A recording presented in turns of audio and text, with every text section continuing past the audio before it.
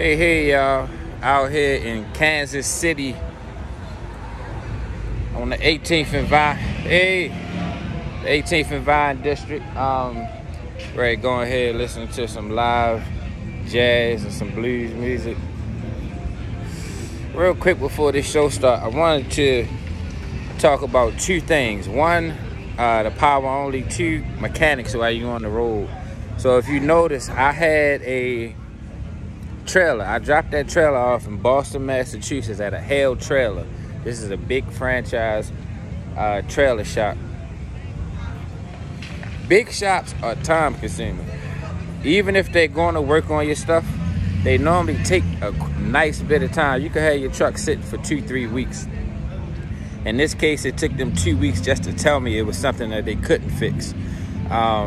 So I got a guy out in Kansas, and he is rescuing my truck. He did my overhaul.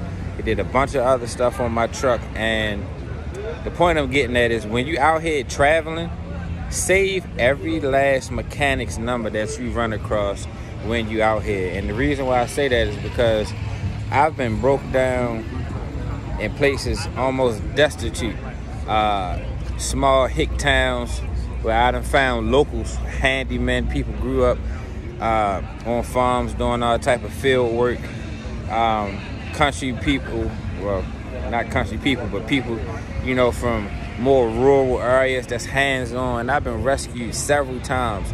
So I got a network of mechanics all around the country that come to my aid, and they have saved me in times where these big shops either were too backed up to get me in and out. Either they were going to charge me an arm and a leg, or they had individuals in there who really couldn't do the work.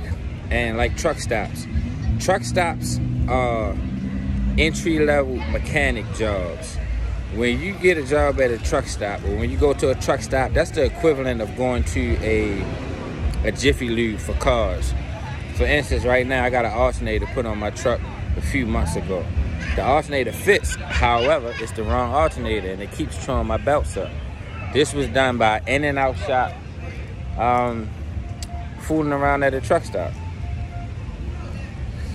So every time you get some work done, or every time you're in the area and somebody come to your aid, you want to save that number. I keep every last number from every mechanic I've ever dealt with since I was a company driver. And that's why I have a roster of mechanics all over the country. Also, on the power only tip, a lot of people ask me about trucks, getting their own authority and doing power only loads because they don't have a trailer. I always tell people, don't get your authority and activate it if you're not going to get a trailer, unless you're already signed on with a dedicated power only accounts. And the reason why I say that is, if you've been keeping up with me, if you look at my gross this month, you'll see my income is down about 40%.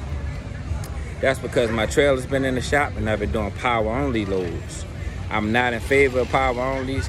My own personal philosophy is, if you have a truck, you should have a trailer before you start your authority. If you can't afford to get a trailer, you should run as an owner-operator until you save up in order to get your own trailer. And the reason why I say that is because when you have your own trailer, you dictate where you go. Also, you're looking at loads in the thousands, 2,000-3,000 loads with your own trailer. When you're looking at power only, you could be looking at a dozen loads, sometimes 5 loads, depending on what area you're in. So it limits your access to loads and it lowers your income.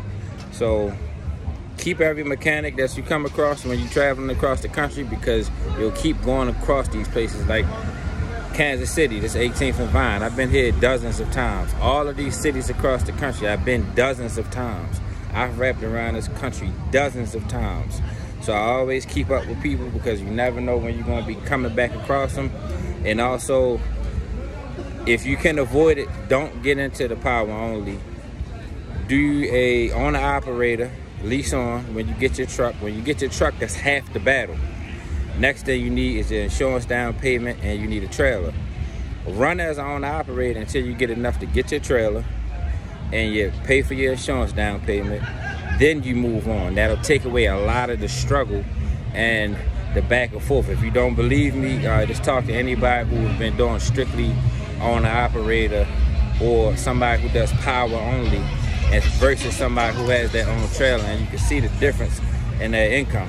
How y'all doing? Good, how are you? I'm doing okay. Y'all going in there? Should we? I'm about to go in there. That show start at 10.